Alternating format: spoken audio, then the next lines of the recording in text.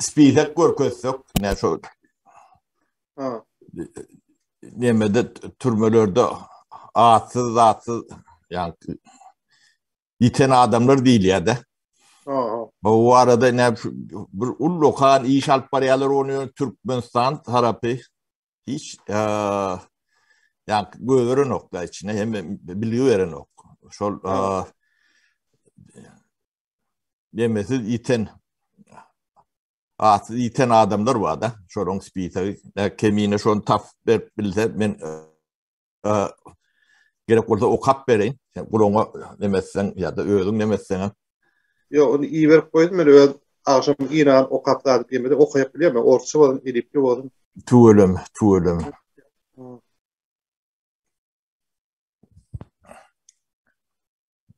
Şolong içinden hey bir diridir ya ölü diyen demeleri berip bilen mi ne? Şu diri ya şu ölü deyip.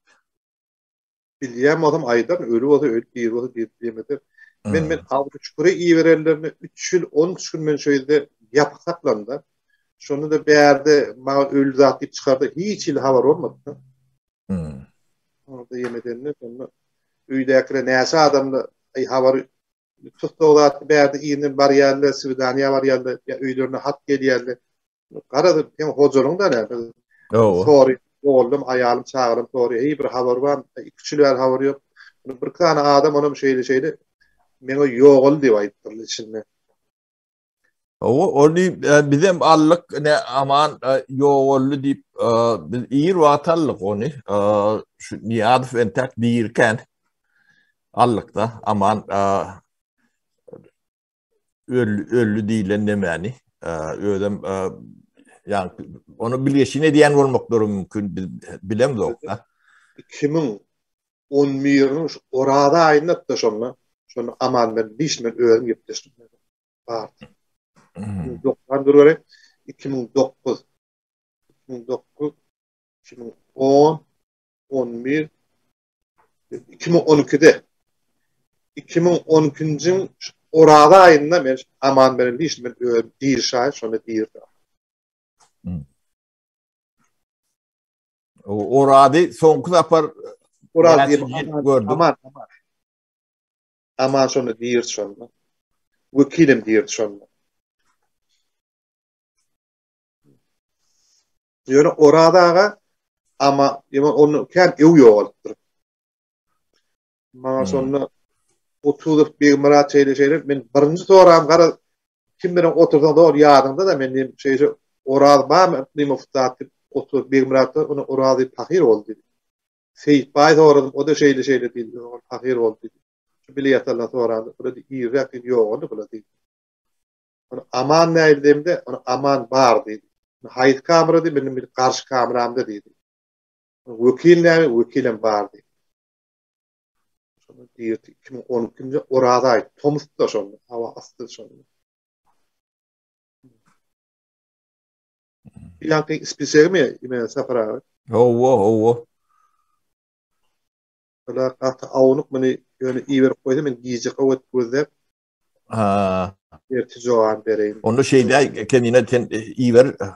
Sonra onun ayrıtın gururuna değer. Şu an yarında bir yıl var.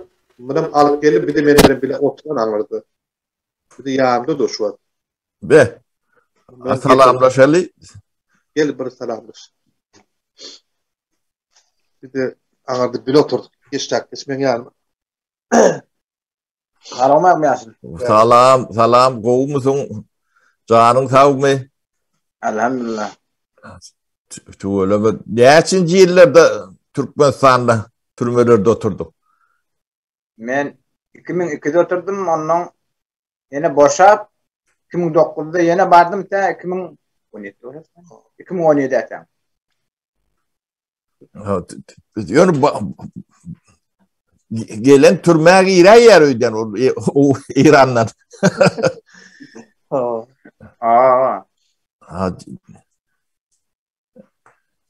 Kim ikinci gedek tapara tutuldu, iki gedek bir yemek cinayet kaytardı. Yani narkotik de bile kreyine gider ne bu oğlan, o oğlanla. Bunun şu avadan ne bedeş, asob rejim var, şöyle saklanıyor. bir onunla şöyle bir iş diyedi, ıstılavıydı. Şu türmen ıstılavını iş diyedi. Bunun kamisi rahat geliyor da, bunun şu kamisalara, ya türmen başlıklarına bir şöyle nahardan erkeyen şöyle. Bunun şu Ha. familyadan aldım da bir tanıyadı, onun kamisalarım tanıya. Yani kamuoğlu'ndan başlanan şöyle onu nahar iptal edip, şöyle iç iptal edip, keyfinden şöyle çıkıp geldi. Şöyle keyif alayan yer, şöyle dinz alayan yer nasıl oldu? Yani şolun ağıtları gerek. Demek. Şöyle aldım da, şundan aldım ağıtlarını. Şu Ha. Atobin başlığı Sehedif Begenç, Saatli. Sehetlif Begenç hava. Sehetlif Sehetli begenç. hava. Aso Onun maddelin demek. Atobin avadan nefede şu başlığı şu. Kayıtma. Yine çalıştı şu var. Ondan önce ama onun başlığı oldu. Murat deyip. Ama Muradov onun Murat. önce ama onun başlığı değil. Onda Aso rejim başlığı olup geçişiydi. Ondan sonra da Aso başlığı şöyle küçük oturakan Narkeder'in başlığı olup Aşkava'da gitti. Ha. Polkovnik'te zıvaniyeti vardı. Onun Krite'de Kriter'i Avod'un nefede yine Çoponov Azat deyip Kriter'in başlığı oldu şöyle. Ha. Çoponov Azat. Çoponov Adat. Ha. Onun yankı Murat'tan sonra da Rozif Devran deyip Asov'un başlığı oldu. Şöyle. Rodif Devran. Rozif Devran. Ha. Şöyle başlık olup yine beta adamda da kan sayıklayan adamda. Yöne ben şöyle 17 yıl oturup biraz kömek sariyalık zalim göremekti. İlk görmernem. 10 yılı rahimsiz kan sayıklayan adamı kavat gelip göremek. Artık iyimenci cinayet etti ya da. Köpkörlerime dile getirmeyeni utanıyan ayıpmanı var. Ayıpmanı öyle namus etti yani. Bir hareketleri etti ya, bir akla sığmayacak zatları etti ya da.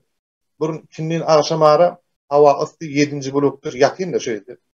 Adinosk'u yöküyorum yatayım. Ondan sonra adat tip orunmaları var. Kömekli sarı ikilip içkili piyan don geldiler. Geldi Prodol'la şöyle geldi benim bir görmeliler buna. Beni bir ziyaret etti ya buna. Atıvayın kamerasını açtıydı. Ay işte kafein açıp çık gidiyor. Korkama diye 2 metre beyler düştüm ben. İçkili portapta var ya. Şunu vurup başladı. Ay beni cıda bilmem dedim. Ay ben başta şunu yağdı, yencer yağdı. Ne yapma dedim. Ağaçlık otuydu. Ne çiğil verdim. Ay cıda bilmem ağrıda geplemene mi oluyordu? Doğru korkmam demek duruna attı. Sana dilim bitti mi deyip yen olup başladı. Ondan sonra bir pasta oy var, şunu çağırdı. Bir tane suudi bandiyak doldurdu getirdi. Onu anırdı raşotka da atmadı. İki elin naroşnik böyle defeden attı beni.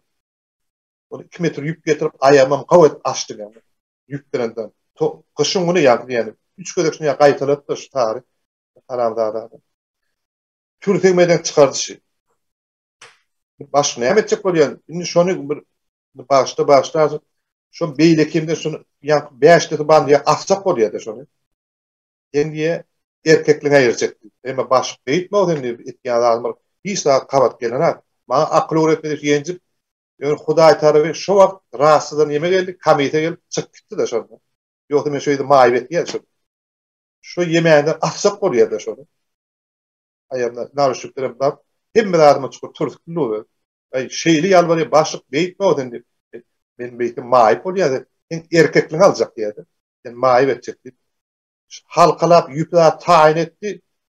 Huday tarafın kara yönü Huday'ın o gözecekleri köprüyendirdi. Sonra rahatsızdan çıktılar. Şeyleşip baş gel suroşnu kapıyı aldı kamisi durdu. Ekber çıktı. Adını yeni bir kaytalasana şu adını. Kömek sar diye. Kömek tarih. Ha. Şun yal cinayeti. Katı dağılım al rahmeti adam. Huday takdırın. Şu adamın yüreğinde hiç ne yüzünde bir nur var. Rahim diyen adam var. Eger bir gram yoktu. Anladınız gelenini kafiyesini diftep var ya da kamisi yok mu demir yol başa adam gelende ne ayrı olur ay gayrat edin hemçinin var bir şey diyecek yarıp o da hatta bak şey yoklar. Yine şu tayak horlamak şunu yani bir zalimçilik cinayetleri etkiler için. Yani Hudaý tarapyn şu wagt rahatsızdan çıkardı ýok. Ben şeyde etjek etýärdi bana. Öldürüp içip daha edip kamise de geldi şeyler. Kamise geliyor bir aylan ya da ya da onu büyüdü. Şu ödüne steroidi işlerler. Şöyle içip daha edip aytadan aylap uruyarlar, yetişerler. Ve dinzal yerler de şöyle. Onu gidenler de şu steroidi maşinler götün dolup produktlar geldi şöyle. Türmen, pütüğünden, kartuşklarından, soğan, keşir diyen yani. Dondurul et ve 5 kilo indiyan etleri. Bunun da hiç kay satılanardı. Hem de şu maşin geliyor, içine girip rekstrat et geliyor, yeni ilmi gün çıkarıp iddiaşlara sat gelir. Şunu öyle ne açıydı işte? 7 yıl steroidi işler nasıl? Şurada. Bir de bu. O da nepede. O dönemde de hava. Produkta geliyor, şöyle rekstrat et, gün iddiaşlara çıkarıp yeni ilmi sat gelir. Yani pulun modu öyle de sat gelir. Yani dondurul etin, sen kartuşkası var. Steroidi satan. Bağdan da. Kamarsa. Hudaý haklasyn. Dinle Kur'an gurrun berýän bolun men ýanky demem niýerim alan okda. Inni bu bilinmeýän zat däl, bunu yok orup neme yok ordak oturanlar için hemme jel bilmeli bu zatlar. Böyle bir türmede däl hemme türmede de şundalyk. Diýmek bir ýani ortadan merkezden gaýdan bir prikaz bolmaly, ne şeyle bolsun diýdiýen. Onun şu yine de bir gıdıklandıryan zat şu günah geçişlik oluyor da amnistiya değil ya. O şol yığıdan bolup da aylan. Bunu yürüte diyelim mi? Şu şimdi boşatacak bolup şu yani aylan dolanışık bolor ya alak. Şu tevaplar üçün ne diyedir ödeyen. Ödem şu tayda da ulu pulu aylanıyan olmalı. Yok o tane biz beled onu. Birinde sen diyelet de düşünýärdi. Oo. Diýelen agyr bolsa pul berenim azatdan çykyp bilmeýär. Öyle birde her ýylda günäge geçip amisat bolýany şu ýeňiljek satýalar şola boşaýardy.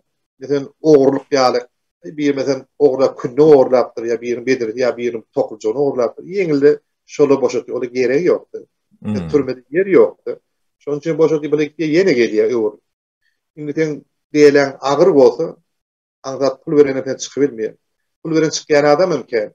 Öňrek şunu gaýtmamda 2 ýyl önce bir kamise bolup bir ýeri geldi. Odan men tanyýarym, näme? Kamise geldi, meni görkütýärdi hökmen.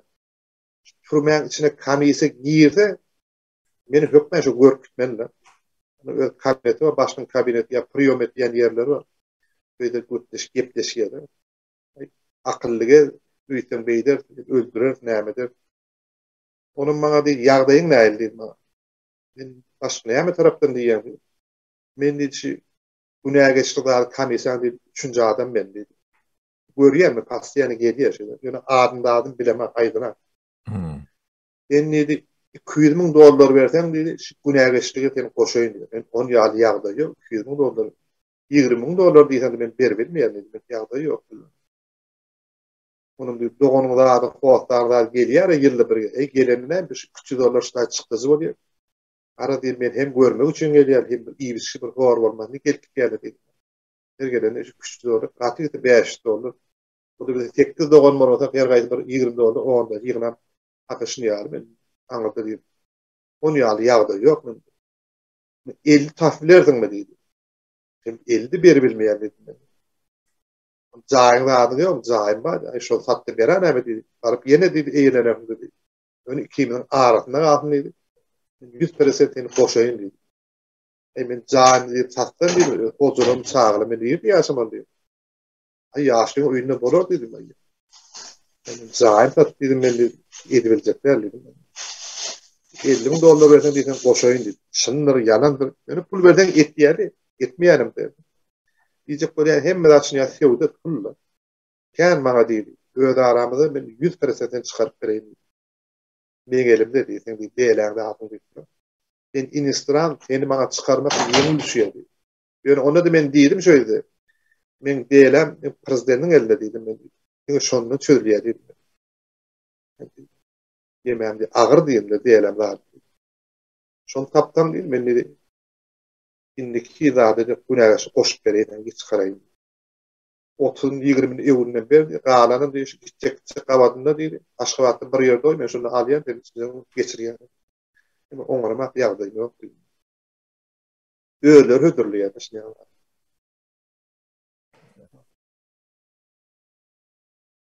Hemme zat pullar, hemme zat pullar. Bunun motor şoň içinde ýaşaýan bir galy pulun bolmasa gidaýmakda. Yani hordur. Yüylem gurunlarının öş tomuzun ne var? Ondan boynuma zarımız kener de ısıdan var. Keller şeyle ayrap olmaktır kener kızgının derdinden yani. Şon yani ısı var ya kamera sistemi. Ona bir şey dediğinde der çekliye derin yırtılıp kanarttır şöyle.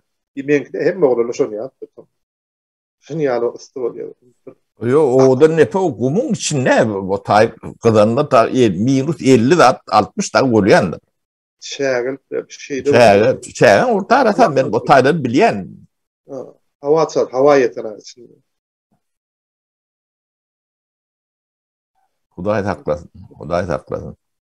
Kışın näme de bolsa jydap bolýar, kışın kuş bolýar da adamyň oğrin ispraly ma, ormanda tat gelýär şoň içinde ispral elementi. Tepeden toğ alıp da çazaga gaýnatýar da her ennam ýyl saklar akalarak eşikge ýem. Ýorgony aşağı gelýär. Kışna jydap bolýar, tomtuny ýöre wapşe jydap bolan. Şeýle bir ysy bolýar, bir ýüreğe çykyp barýar. Namagyna da okap bolar, eňip galsak dene dert bir bas jana barýar. Ýöne ýatan ýerde tepiň harap batýar. Okap bolan. Şonu ýaly kynçylyklary bar. Hava çap goýamyr edene. Gurwan ne İran bir döwlet. Ödem bir gow döwlet diýerýärlik näme däl bolýan. Ana şoň türme benili näme saklayan ýerleri bilen Türkmenistan bilen deňeşdirip bilýänmi? Biletçiliği vardır. O tayda da yatıp çıkanlar vardır. Gelimizi biz öğrenden takladılar neyse. Raya oluyor. O ne? Tapavut? Tapavut. Yer veren yok tapavutu vardı. İmite bol. Neye mi iyiden imit yok. Ben öyle yurt diye aydamam ki imit tarafta zor. Daman yaman kavur yerli. Arasta vardı geliyen. Hem madem bir türlü. Yaptırma bizde yok. Ondan sonra ne? Zalok koyan, cahim üyün dökmeni zalok koyan suda. Zor üyünde sen. Ben şöyle yemedim. Bir ay 20 gün sonra ben üyün dökmeni zalok koyup çıkıp kayıttım. Dine bir daha da zalok koyup İran'da türmeden çıkıp olan. O bir istiba olsa. Ya hükmede karşı oldu. Dine şu iki daha da ruhsat vermeyin. Yoksa her hepte 2 gün kaydı biliyordu.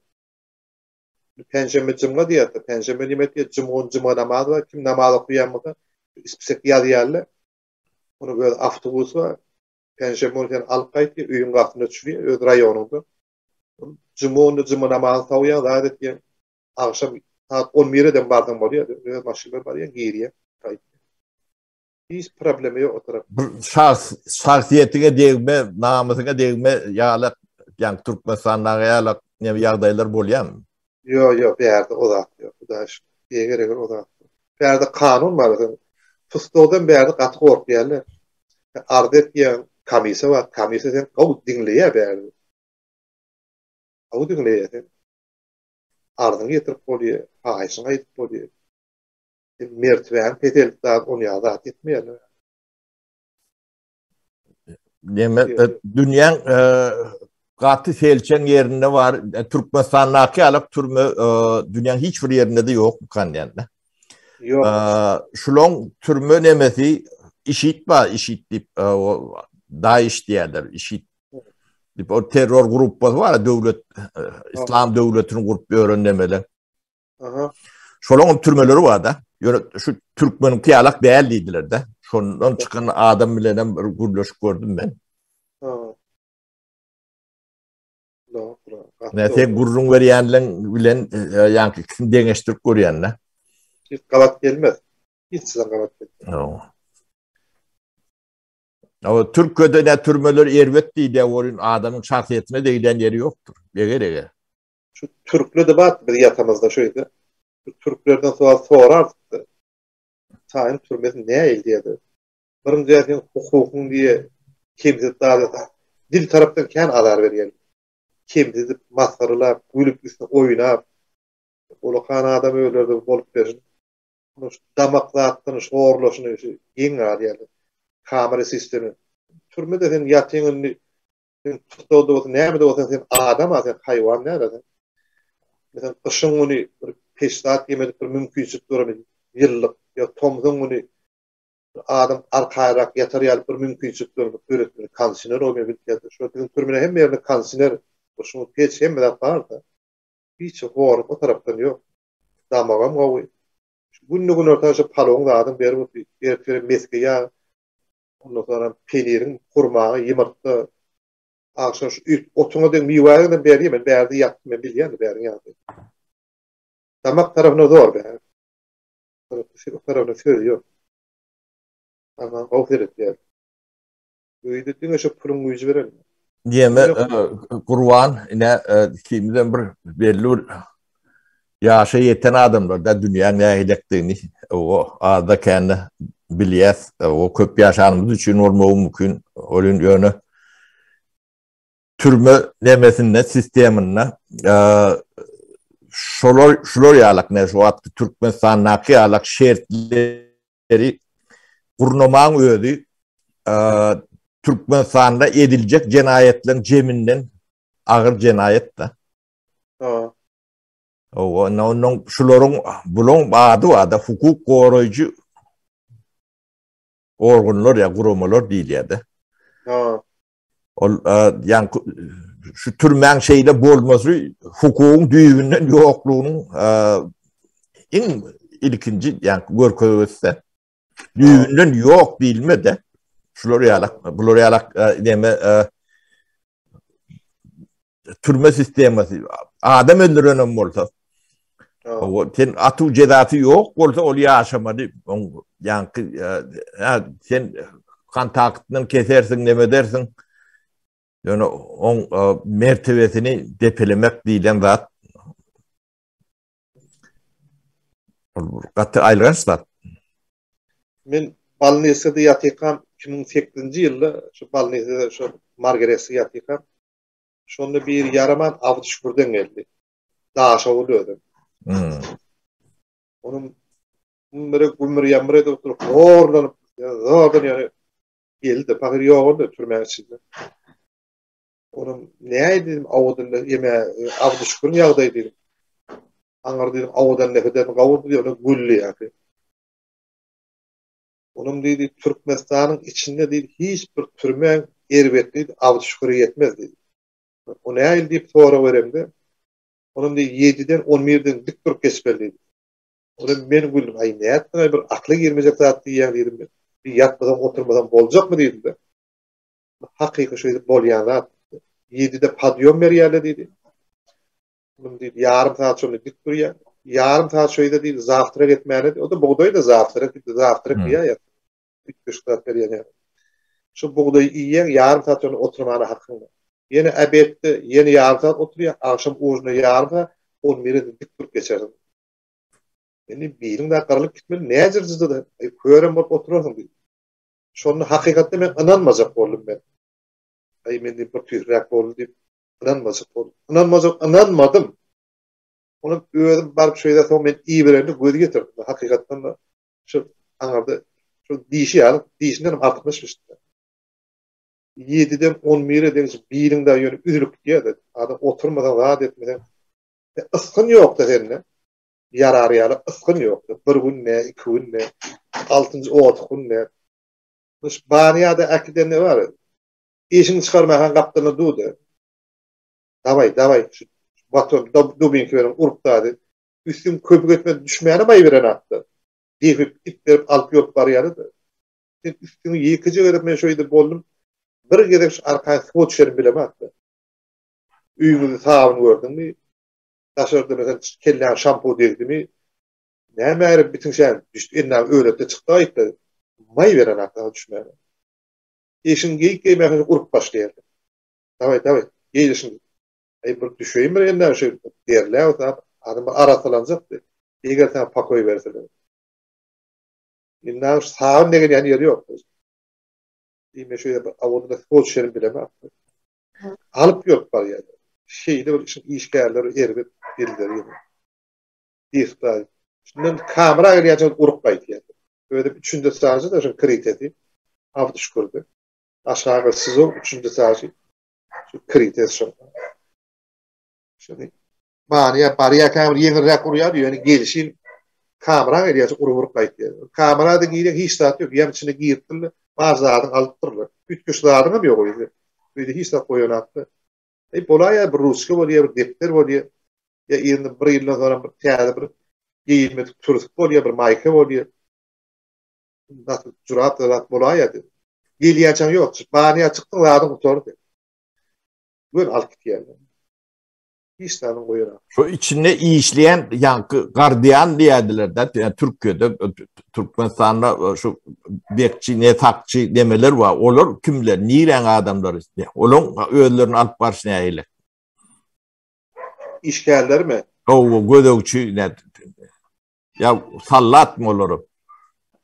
Yo sallat be sallat öýüyor şu militer işgärleri. Bretenin zwaryety ýok, Ewrop ýerlerde şu zwary almak üçin şunu var. Kapitany var, içinde mayor var. Şoň üçin de her bir kömek sary alyp bir bardy. O da öldü. Onuň hakdydy. Bazary Ýusuf diýip. Şäje şu operdy da şu. Anlarda şu kritik şu teret ýetdi. Şu jogap berýärdi. Bazary Ýusuf. Bazary Ýusuf diýip. Ayıp sağdan atması o da atması kim derler. Anadolu'da üçüncü daha çık geliyor. Ayağın tetinde biliyat düşün geliyor. Yani deşik tapmayat da şu. Niye geziyor? Öyle yitirip hay geliyor. Günde bir gerek ayran çıkıyor. O da bir katıda alınan bir. Buruna ben iyiyimde bir ayıtmakta bir büyüklü bir. Çağla iyiyimde Kur'an getirip de içinde o kanı da atıyor. Şunun geçti yarın dedi. Onun şunu döküp baştan da dediğini gör. Şimdi tutakamı Hudaý adaklarına bir kahırın da etmeli işler. Her kim kara fiilem Allah Kur'an denen. O da oyun etmeli ya zaten. Şu adam tuttu yani. Şimdi dehta zınk koyverdi. Şunu güründen yaş aktırayım var. Onun bir kaptanında bir yaşlı vardı. Ay başlıydı. Kur'an dedi. Benim bilen diyor şu kitap dedi. Berdi qadağın bıraktı okuymak dedi. Bizim arkam dehta koyverdi. Şu avtomatik gözünde şunu dumu yaşlı. Benim bir adamın ne aylar zanlı. Böyle niyeti ular hayatı olacakta bir terbiyeler kaldı. Kur'an'da bir oyuncu etti dedi. Şunu ah edeni iş tutar dedi. Ay bir eylem yetmedi. Öldü. Dediler. Ya ben neyecekti? Bir onun şunun içinde telefon tutturduk böyle. Ay yöne ahir emanet koydu dedi. Bir aile şöyle yendik. Sen getirdin dedi. Ne şöyle ne modu menden görüyordu. Her için dek gelmeden. Ne bir stüdyo var, git men yakap tutuyor. Şu diye bir yıl verşad avdı şükürde şöyle yaşap yerli, rahat olmasaydı. Sen geldin ben telefon çıkıp başladı diye. Hakikaten getirdin ben öyle. Kardeş, gepleşti dedi. Şimdi milliyetlerin mazgını oğullar da şu. Gayret getirip versen sana bir yaşmat bulur, bir $300 pul vereyim. Hakikaten getirdin ben öğredim ben. Birinci kadar şöyle telefon tutanlar şu. Ben tutu onu ben Adinos'a altıktı şöyle. Ay şu günlük tünel becer şu prodoğlu. 40 tane, 50 tane şu militer. Her gaysana dubin ki. Üyde 20 gerek, beyde 20 gerek. İş kan çaykardılıyor. İsteyenip şu ayağın aşağıda kanın ne oldu da şey. Şu vurup. Ben sana suratım orada ertiyorum görköder mi? Üyde bazı. Ben şu üydümü sağ kaptalı bakalya sallıp tuttu. Şu avdışkorda urbettiler şu. Onun yeňzämde o da bardyr. Öýde hökmen bardyr. Ertan görköder. Yeňzämde de bir bakalyalyk it sallana otypdy. udardım bolunda şöyle. İkisine bir aparatı ayırttım ben. Ben hükmen erti görköderler. Deme Kurwan men senden ne bir atlı ya şu atlar gurnap diyorun ben yok orsunda seyredip diyorun adamların atlarını açacak da. Ha. O devlet demesinin devlette ikinci adam, üçüncü adam bol oturan adamlar vardı. Yollu Kurvanov diye. Eştendin. O Eşittim. Nirak vardı. O da o da nepe taraf baran olmadı. Onu Ha. Recep Taparov diyedi. O da ya ikinci adam ol pen demetti de. Onun gavtanı yani. Sakar Recep. O da nepe vardı mı? Gördün mü? Duştun mu? Neyle nemeler var. Bardı. Bardı. Gördüm benim göremem. Yöne bardı. Eşitli barandı. O hayfi neme. O da yedinci neme düştüm ya. Birinci bloğa çıktı ona. Bunları öpteşi 7. blokta ya saklayarlı da. Şol ajdarın üstü ucuydu bolla. O. Şonu da atılışık bolandıra yadında bolsa. O biliyes onu. 2017 mi 8 mi şol. Şolun bir yere de bir şeyler mi şol. Şu tavırıklar olmalı. Yoktur şu. Şonu şu üstü ucuyu bolanna şonu da kan adam yığınak getirdiler şu. Ay şolorda Moğollu deyip ururdular. Oğlulu şon fitne cıdarına kulağımı sordular. Cızapta uğraşıyor. Şeyde bir çiğir yaptı şöyle. Şonu da yüze oraya aman dökülüyor şu. Tiyade şu olun yemesinde. Olun diyorunu. Kriterler getirip başlayıp addeline bizim mağlimizi sakladı. Karşımıza kamerlerdi. Yüze oraya aman dökülüyor. Şu bu burada ertiyor saat 7'de girirdiler. 2 ayrakta şu günde geldi. Tanrı'nın gününü verdi. Günde geldi. Şunlar şeyle oraya dedi. Şunlar fitne adamın fitne cızabilmedi. Bunu tuttu. Kellerin isteyene ona ertizatı bahaniye gidemizde ertiyor şükür bunu taşara gidemizde şunu görüp prodor isteyene at da gallım var iyi var da gallım. Burada 7. blokta şu türme teretiyen madi yemedip adi yurt çıktı. Daha şavoldu. Palajense düşünüyor musun? O palajent. Oğullardan gallım yemedi. O. Onun şu program geçirdi. Programda da düşünüyor musun? Şunun meyle nahar almak qadağan dediler. Bizim şunu 30 adam tuttu. Her kaptanı 16 ona da 30 adam tuttu. Bunu paragon verdi. Oğlalı değil. Şunun meyle değil. Ölüyen amadan değil. Nahar alma dedi. Bir adam nahar aldı. Onun fiyatı zak var mı? Onu gittiğiniz zaman bir adam karşı bilmiyor. Şunun meyle ebed deme, ertiza aftırat deme derine sonra iyi de paragon verdi. Şu tanıdan iki adam nahar almadı. Ey bu ertene şunu tallattı geliyor. Şu hasta oynat millete nahar paylaş talyer kavut veriyordu. Gizis talyer. Nahar dip birinci çörek var ya onu da şu buğday veriyordu. Tam balanda dip. Birem almadı. Birem başlara havar yetirdi şeyle. Ulan bar Garadovko'da ki yıkıcı nahar alanak.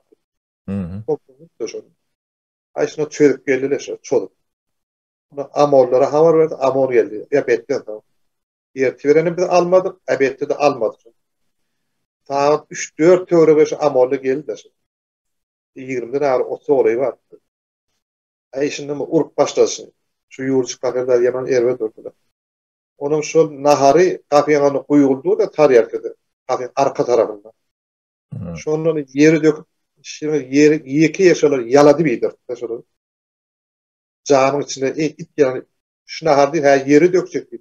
İt neyle yiyor? Şunu yala bir yersiniz deyip. Şunu naharı yeri batonu, betonun üstüne döktüler. Kapıyan ağzına. Güç görünüyor. Evet. Tayak etten katı da yerine. Bunu şu belli şu 5-6 adamı itaati şu Galadok'a oturtan adamlar şu yoğurt çıtlarını yaladı bitirdiler. Hem ben prodolu şunu yalamaş tutturduğunu da çıkardılar. Hem Urgotil'le hem şunu yalatmış iyidirttiler. Galadok'a anırdı ettirtmeyelim. Ettiğinde şunu yarına gödü görkut yerler de. İttiği neyle yalabiye yerden şunu yalabiye.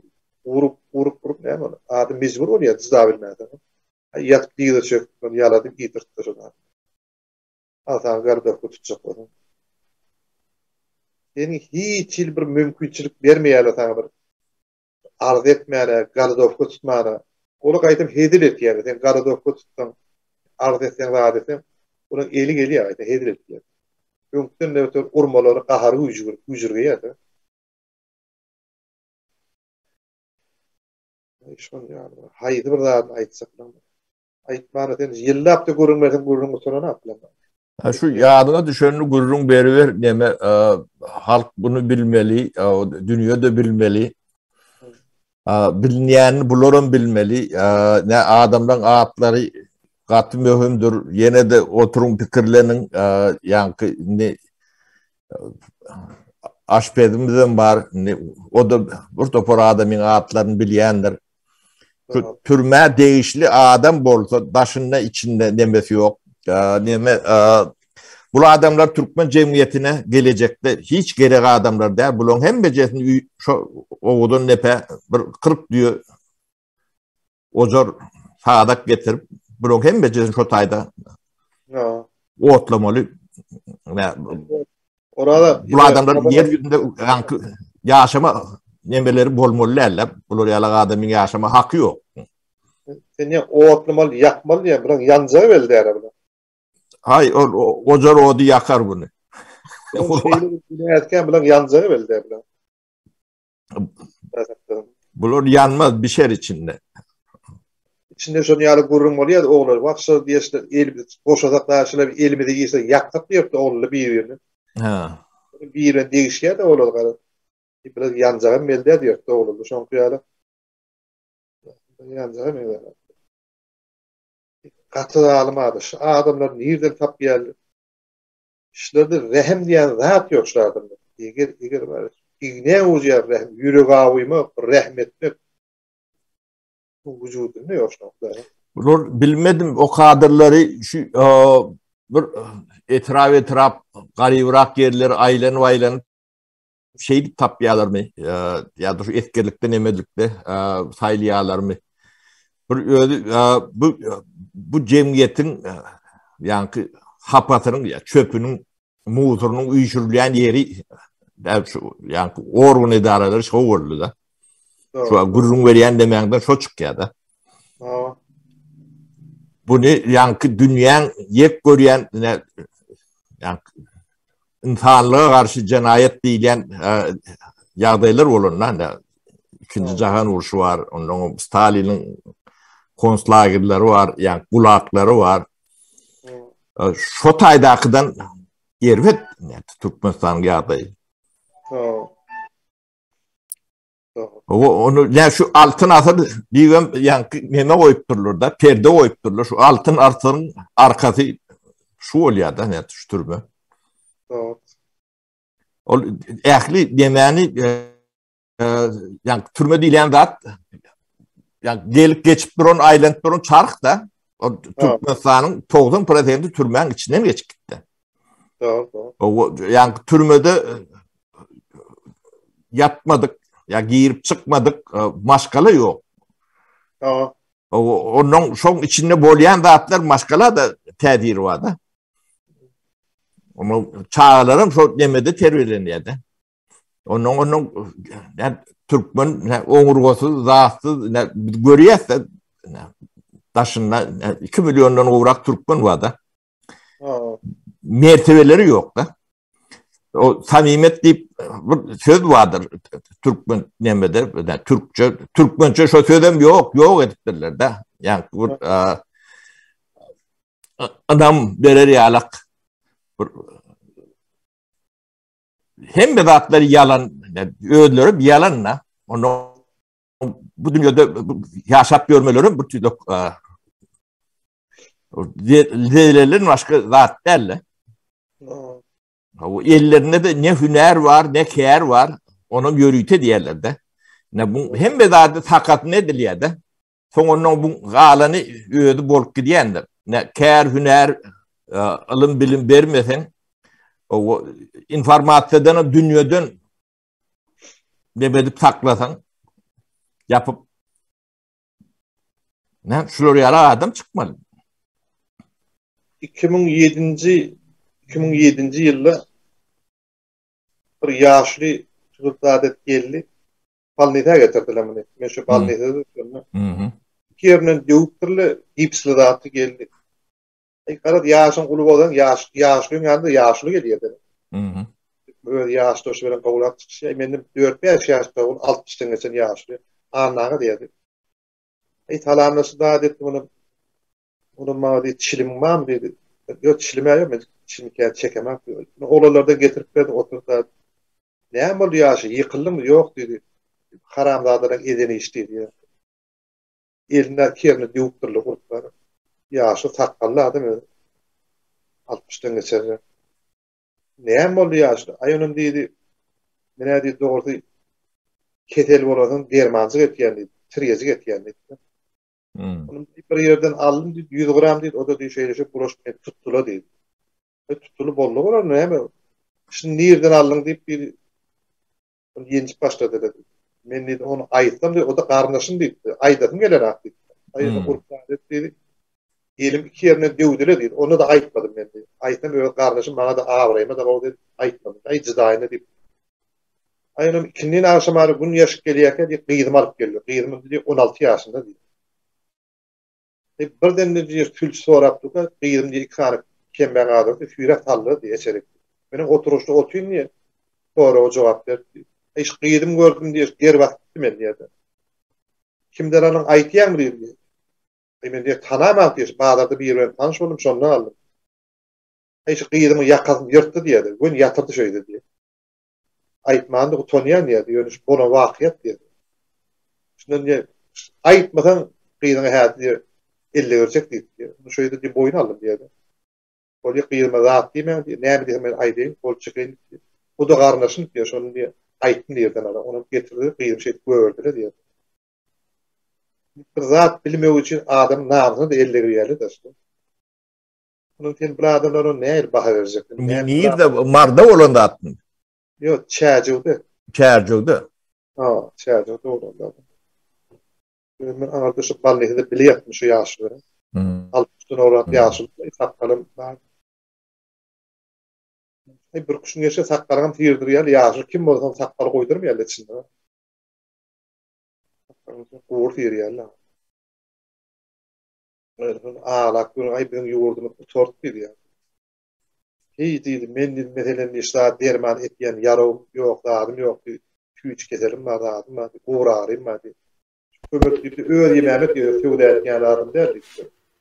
Şimdi kimden alır ayıtman diye kıyırım götürüyor 16 yaşında durmuşa çıkmadı diye yakan ya yurt diye üstüne diye doktorlu diye yatır diye yere yatırdılar diye üstüne diye ayıtsak bir yer işte ayda diye kıyırza alayım diye buluşturayım diye bir oluyor ne diye ayıttım diye nerede alalım diye onu getirdi diye çıkar alıp gitti diye. O yaşlının adı var mı kan? Annağa diye adı. Anna var. Tabii de ne bilmiyorum annağa sonra. Nereli kan o aslı özü? Çağcıda kuryalıktı. Çercan özünden. Aklım değil, yanlış mı sayatlıya da gerek. Yanlış mı da şu. Sayatlı. Kıyılma dokulup yaş koyalım yakan yaptı diyelim. Önce bok yatırdı iki adam var. Külçe kaydı. Külçe şu hayıflı medenat. Beyitme. Avdiyat etken için. Etnem çıkaranat. Burada tutan saya yok diyor. Bu adamların ne yolunu diye baha verecek. Ne adam, ne adam. Adam diyecek adam diye hayvan diyecek hayvan. Düşünün ben. Masal öyle başlar. Ne baha verecek mi arkadaşlar? Sonra son adamda da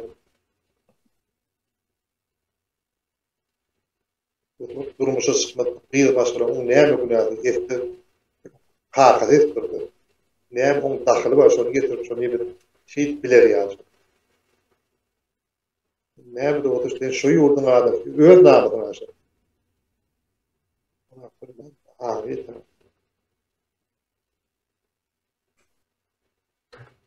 normal hocalykda terbiýelenmeli, şunu ýaly işleri etmeliler. Normal hocalykda terbiýe alanlar bolmaly. Oturup pikir etýände şu kafir moda da näme darym moda zatlar etmeliler diýip düşünje kelläň edýär. Bunu başlyk ýeter. Düşünüp bolar. Namus mertebe diýilen zaty duruşunu ýok etdiler. Ödem hiç kime tarih boýunça boyun eğmedik bir merdana bir halky orgosuz millet etdiler. Niýazowyň Berdimuhammedowyň Türkmen halkyna edip bilen hyzmaty şundan ibaret netijede. O şoň töweregindäki adamlarym şo nemeden şular bilmedim Türkmenin tarihinde şu millete edip boljak zelelin iň ultuny ol pulny zadyny oğurluklaryny biz hata edemiz ok da. Ýöne şu zatlaň türmeden başlayanlygyny hemme kişi bilýär. Bir medeniyet diýilen zat türme bilen hajathanadan başlayandyr. Yani ayıplat bolsa da şodur. Yani şu zatlar medeni şekilde bolmadyk demeýän medeniyetin o medeniyeti 2009'da mekanik bir aşgabat oğlan geldi, Mirki'de yaşayan idi. Mirkoçe Mirki. İkinci tazi yaşayan ayı, kumbir yamrot yaşav menden eken kişi 44 yaşı var. Ayınım diye Balkan'ın neftadın diye sana doğum mat diye kullukdaşın diye. Ay aşgabatı geldi, ay oturaylıp diye İstifantanın bağlarına gittik diye. Bunu şoň öwünde diye kafada restoranda atma diye şoň diye oturup diye ay diýinje diye lülallyk diye çaşdy ýatar diýip diýinje oturup diye. Bu kaptalymda gelip iki hany gyýda oturup diye. Şäň şu gurrun berýär şu. Koglan öyle iki bilen mekan bilen merdan bilen şoň ady. Bir berme bile oturup. Palnysda gurrun berýär. Ay ýamy diye bir ýaşly iki hany gyýda gelip oturup diye. Oturup şeýde Aňyr berji içkiler ýok, ýöne bir içki adamyz bar diýip. Ay aňyrda gara Mercedes geldi diýip, Jeep diýip. Gulak geldi şeýle tormotup durup diýip. Oturuş saatda diýip da alp ýok bar ýa. Ay näme diýip, onuň da şu restoranyň bir işgärdim diýip. Tetini çykarma oturuň diýip. Şu diýip ýeme ýaşlyň ýegen şammy diýerler şoňa diýip. Admy eşden admy da şondan eşdi. Şammy diýerler şoňa diýip. Hanım diyor şu kıyının birinin eline tutuyor, kaptanın kısağını şaförün yeni bir yeri var diyor. Amolları mevdes diyor. Seninle yok, menle yok diyor. Böyle içkili mes diye ayağına duruyor. Tilki maşına yüklep alıp gidiyor. Bizim diyor yuvulduk diyor, oturduk diyor. Bolur yağını olmaz diyor. Kıyına da adına diyor, şu bağlı köçede yemi yok diyor falan diğerinden ya. Edin edip ya diyor. Ne ayrı oluyor diyor. Şunu alıp otur, ele al. Adamlar da böyle diýme goýmak diýer. Bagyny goýunyň ordan alýar diýer. Hiç bir alet ýerini çykar bilen atdy. Bag korkak giyilip ýatyr. Ýerini çykardan alyp diýer 25 ýyl diýer. Sen jenaýet etmedin, geplerin oturdy, hökmede gaçdy gün alyp diýer. Öz goýdum beren göründü düşündi. Namyk men gelip okulyp urusdum diýe, men öňündeki 25 ýyl aýam sallap diýer. Näme işim bar? Gara Mercedes ýa-da. Aňyrda gulak geldi diýär. Oturuş saatlar diýip alyp ýok bar ýa. Bir ýerine turup aşağı bir tanamadym bilemdi o kimdigini diýip. Öýle ýöne içkili turup ýemekçek bolup ýöwüne geçek bolup diýdi. Onu şu restoran işleýän ýemek bir ýerge geldi. Oturuň ýerinde gyýmyldy mı diýdi. Ýa şu diýen şeýle ýegen şammy diýip ýa-da. Häzir şu ady ýa-da. Bir ýerine sirkilep çyýrdy bar diýdi. İşte rahatlar korktu da. Yani biz. Anlatıp köp oturan hep ahyok ki adama kabat bir hep ki rahatlar eşeyen. Bunu zaten anlatıp olana oradaydı. İyi dinlet bir yer. Kanun bolsa, adalet bolsa şartlar bolmalı der mi? Yo bu döwlet diýilen bir guruluş var da, döwletiň öz guruluşlary, guramaları var da. ne meclis ile kanun çıkarıyorlar. O şu zatları görüp ne kanun çıkmalı ne şunalak olmadı bolonok diyen demeler olmalı. Onun bir yaşlılar tavedi dip bir topor aksakal silkme telpekli nemelere yığınıyorlar. O akıyın aşıl daydaları. Bunların en yokor kuromasın ne şu zatlar görünok. Onun o yani devlet aparatı var da. Şu zatlar görmeli, yürüyte şu zatların üstünden kontrol eden kuruluşlar var. Şolar görmeli, bilyen olmalı. Bilmeyen bolu nokta. Sen bilyen, ben bilyen de. Ben ne Türkmenistan'dan 5-6 bin kilometre uzaklukta. Bilyetse.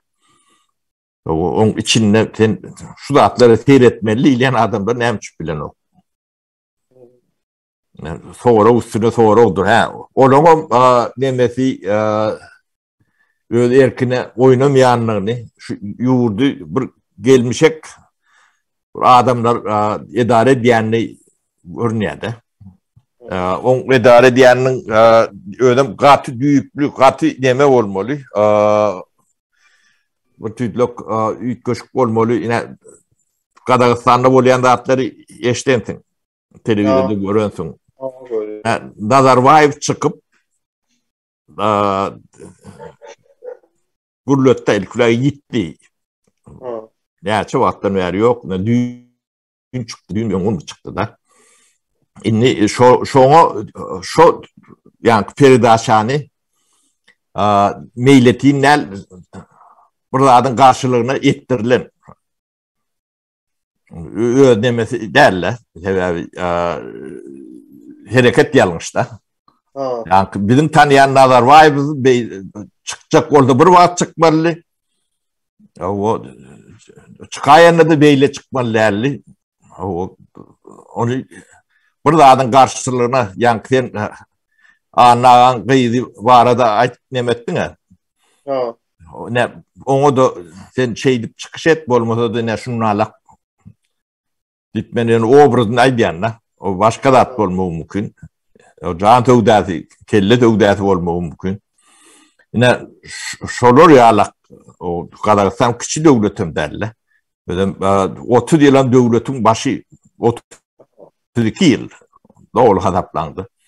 Yine şolor yalak adama şunun alak hareket ettirmeli mümkünçülüğü olan güç Türkmenistan'da da var. Orta Asya Respublikalarının hem becetinde de var ekin şol. O bardağı yine orta çıktı da. Bunu gidilecek ortalar. Onun yani Türkmen devletinin prezidenti zat diye olan yalan. Bunlar perde yani şolun yerine bir boş kastum, garstuklu kastum stolo giydirip otursan şon peydası şolun memesinden kan oluyordu.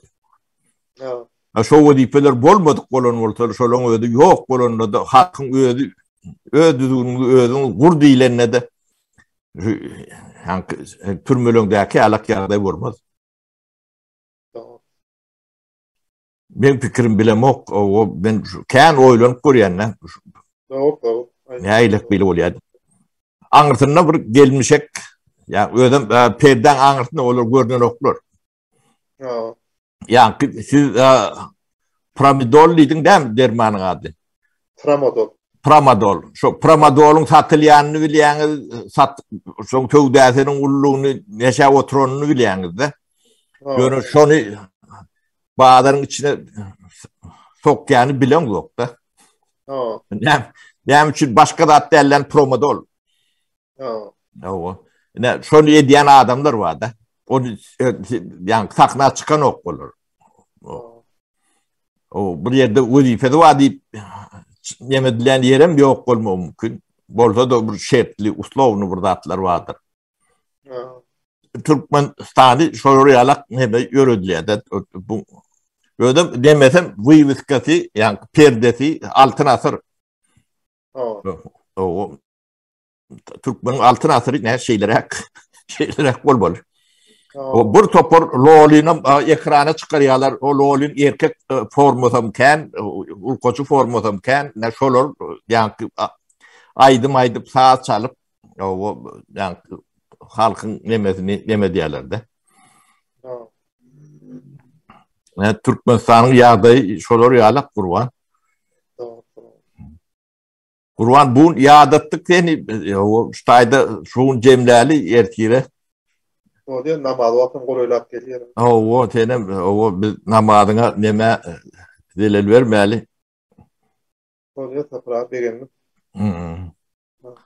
Özüňe gowy teret, o Kurban senen tak gereksin. Bu zatlaryň nemesini günneme, yani gün tertibine çıkarmasan bu zatlar çödülýän däldir. Bunu gidilip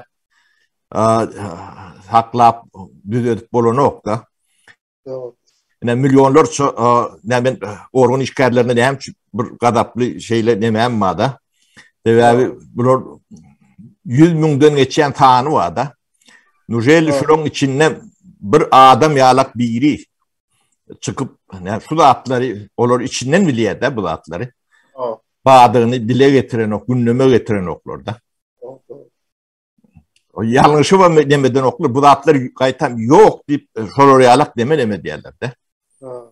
Onun yani bir yalak bunu aytacak olyana da senin alak aytacak olyanlar da üstüne hücum ediyorlar. Hayvat atıyorlar.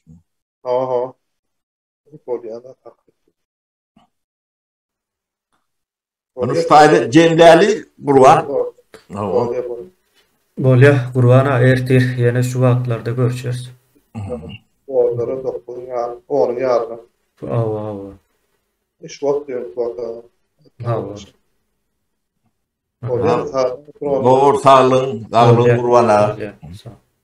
Tamam, Ya, bolýa, awa.